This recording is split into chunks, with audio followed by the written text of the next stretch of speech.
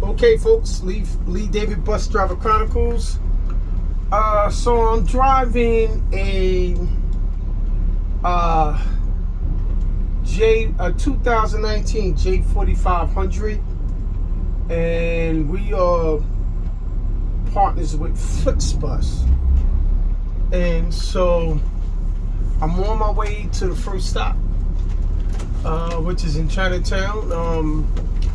I have to be there anytime before 10 a.m. and of course I have to be there in enough time to load the bus, and it's only one passenger so far, but then I have another stop, which is 4 more passengers, and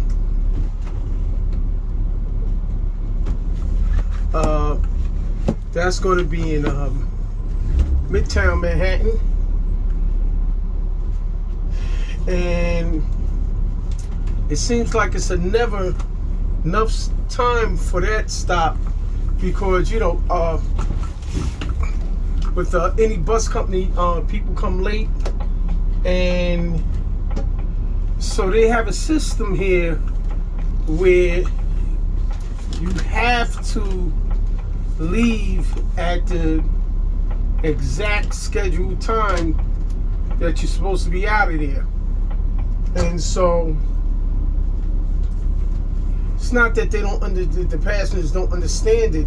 The ones that are late don't understand it.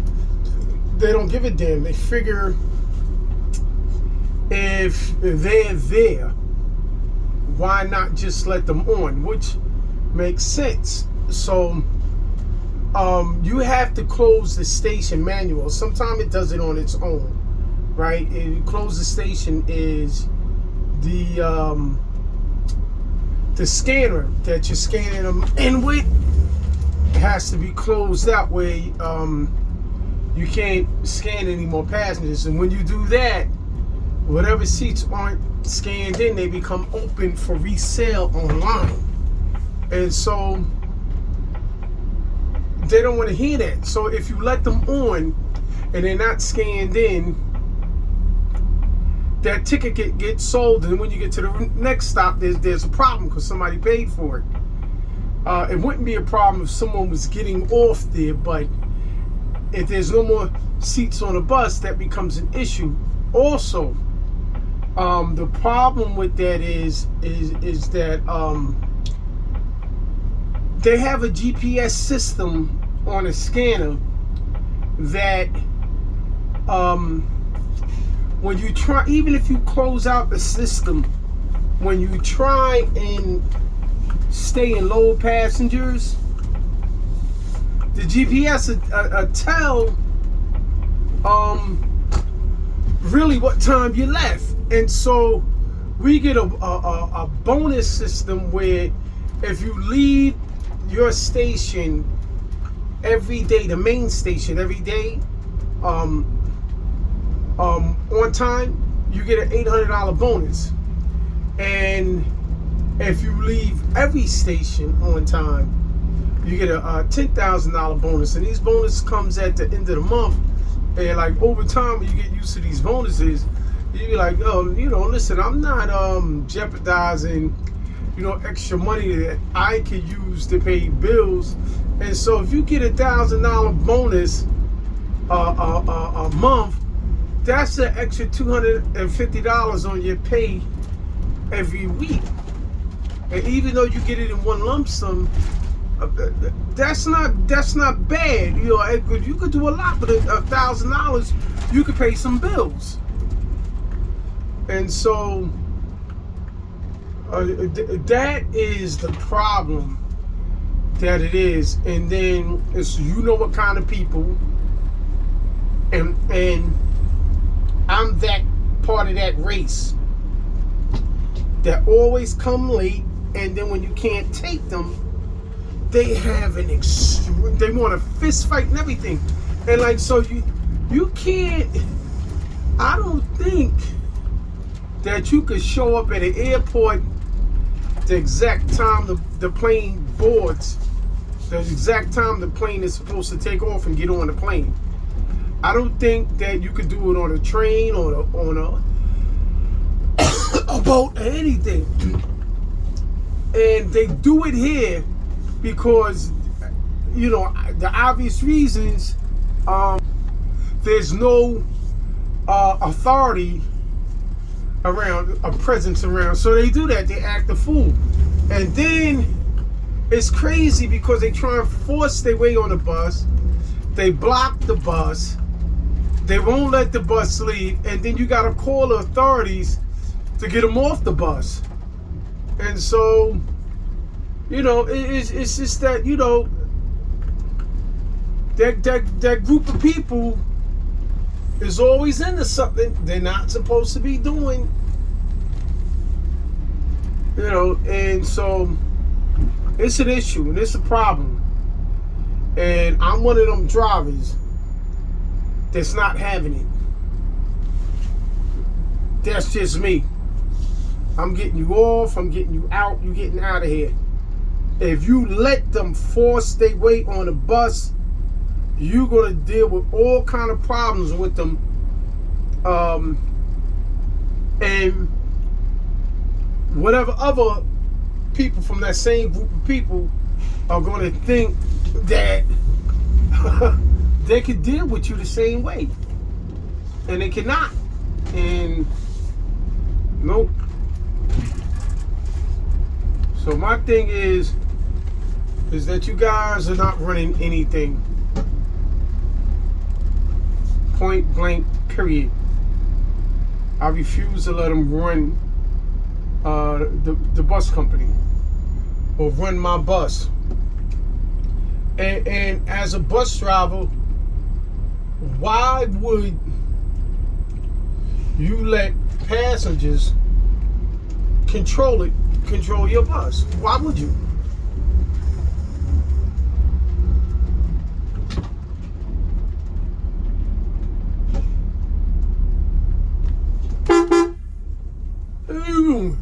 What you doing?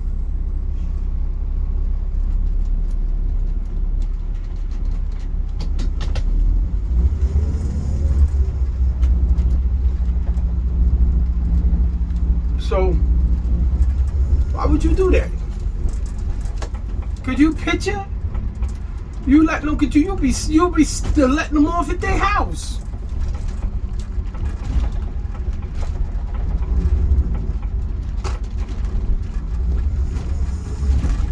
Nah. So I can't do that. No. Anyway, so you know, just changing gears a little bit. I'm on my way to Richmond, Virginia. And with this run, you pick up in Chinatown, then Midtown Manhattan, and then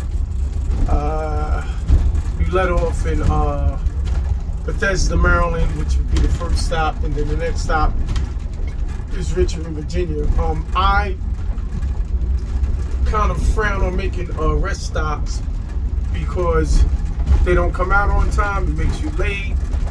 You know, it's just then it makes you leave in your other stop late and it affects your money. And you know, you give people a time to come out, and you know, tell them if you can't. You know, if you don't think you're gonna be able to make that time, don't walk away from the bus. It's time to go. Somebody's still at trying to get fried chicken, and they get upset. You know, when you miss the bus, and you're going to miss it, because I tell them I do not wait. I do not wait. So if you want to take the chance, and you know, do what you got to do, but you know, don't get angry. You know, if you come out and the bus ain't here, because I give them a warning that the bus doesn't wait. It leaves on time, and it's supposed to leave on time. You know, everybody else has to be late to your destination because you want to put some more relish on your frank. You know, and then you get warned 15 minutes before you even go in there. If you know you slow, don't do it, because you're going to be upset and you don't get your money back. And the rest area, a bus might not stop at the rest area. The driver is probably going to charge you cash to get on, and Flex won't make the other driver take you, and then he may not have room on his coach anyway. So,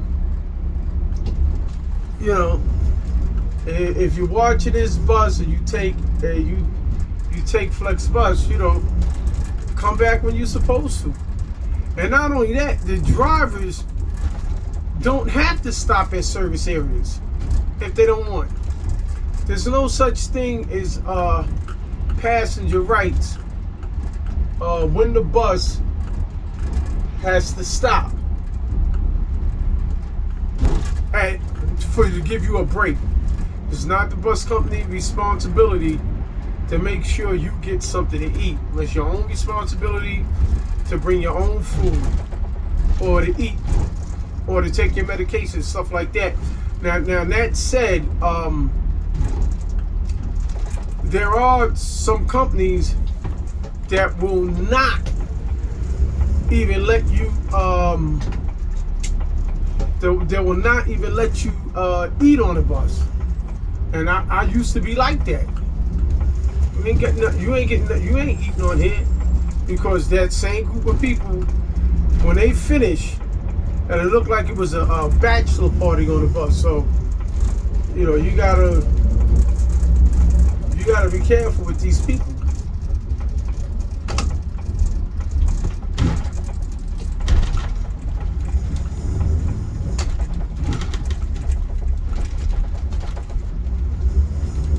So that's my little tangent. But okay, so we are on the BQE. We're in Brooklyn, New York. I mean, this is the BQE. It's not called the Gowanus Expressway. I guess the Gowanus Expressway is the number 278. Is the BQE. So I guess this is old factory buildings that we're looking at that was converted into apartments. Don't know if they all loft or they duplexes, they mix, but it's beautiful here in the summertime because it's right on the waterfront. On the other side of the buildings is the waterfront park, and it's called Brooklyn Bridge Parks, and it extends from the beginning of the first building we seen. It goes all the way up under and past the Brooklyn Bridge to the Manhattan Bridge, and it's nice in the summertime. Me myself, I like to play music, and the city park rangers, wannabe cops, they won't let you. So, and you can tell they just want to, they want their presence known, because after they tell you that you can't play the music, they want to tell you why. You don't have to. It's not necessary. You turn the music off, go ahead, get out of here now. And they just want to, get out of here. You said it already, right? All right, beat it. And so, that's my thing with them. But you get to see the Manhattan skyline from this park. But it's another park that's not a city park. It's called Gantry State Park.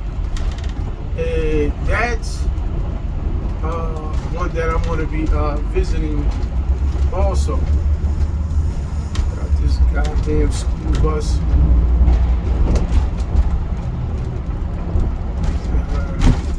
So we just went up under, we're coming up under the Brooklyn Bridge now, and I need to get on the Manhattan Bridge. And that's going to be like, I don't know, less than a half a mile. jump on it. So we just went up under the Brooklyn Bridge, and so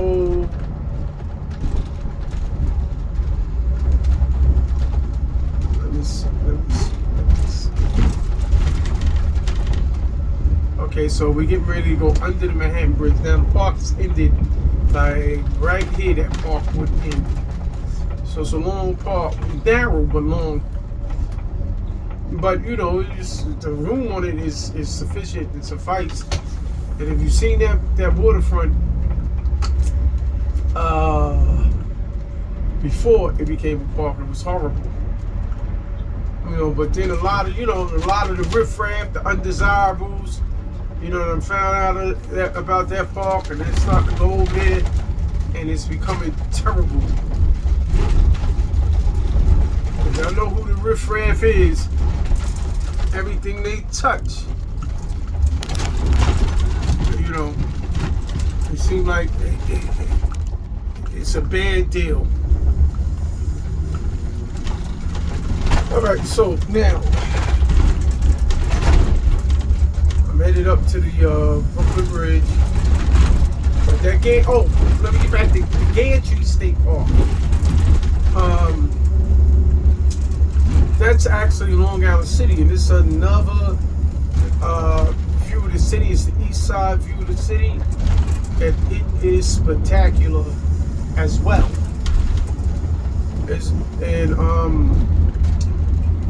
The Brooklyn Bridge. Let me go back to Brooklyn Bridge for a minute. The Brooklyn Bridge Park will give you a view of downtown Manhattan, the lower end of Manhattan, and up the east side of Manhattan, which is very beautiful. Views of the Brooklyn Bridge crossing from Brooklyn to Manhattan, so beautiful also. But if you go to Gantry State Park, you know, the police, state police or whoever, the park police, they don't really mess with you. So you can go over there, and I've seen it at other state parks where, you know, people who were, they had some brewskis and was chilling. Nobody said nothing about nothing. Okay, so we're coming into Manhattan now. I'm coming into it lets off the Manhattan Bridge. It lets off into Chinatown, and so it's 3 Chinatowns. There's one in Brooklyn, one in Manhattan, this is the oldest one, and one in Queens. One in Queens is around the Flushing area, and that is the largest Chinatown. Then it would be this one here in Manhattan, which is the oldest, and then in Brooklyn, which is in like the Sunset Park section.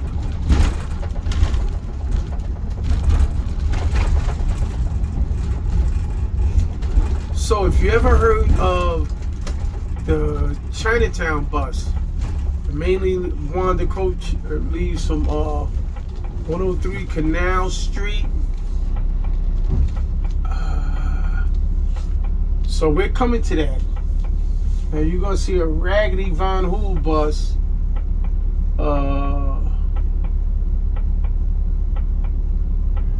parked up over here, getting ready to leave, and we're going to be facing it soon.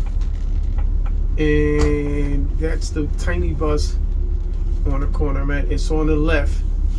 See it right here. And the lady that's loading that bus do not play. It's an Asian lady. She don't take no crap from nobody.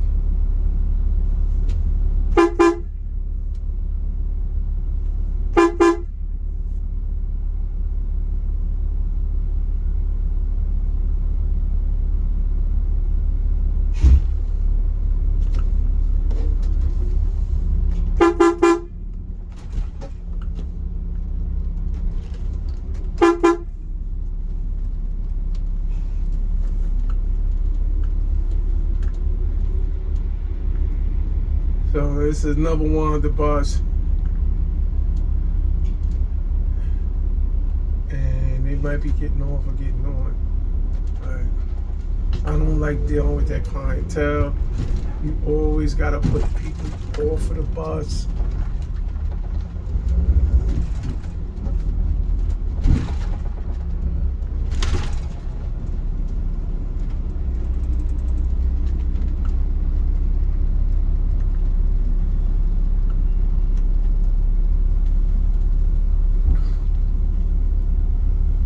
So it's just a matter of time I'll be at my pickup. And I'll be approaching my pickup in a little bit.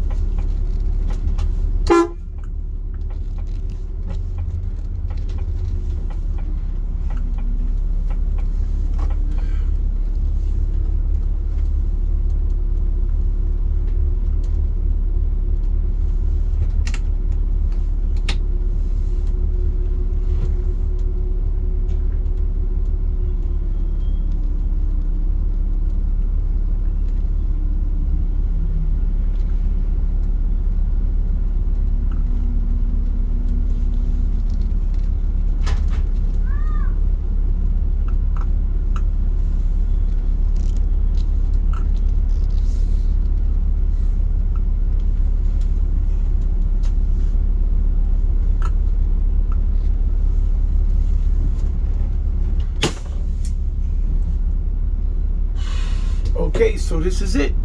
Stand by. So I'll pick back up with you guys on way to the next stop. Won't do too much talking on that one, but unless there's something worth mentioning. But all right, guys.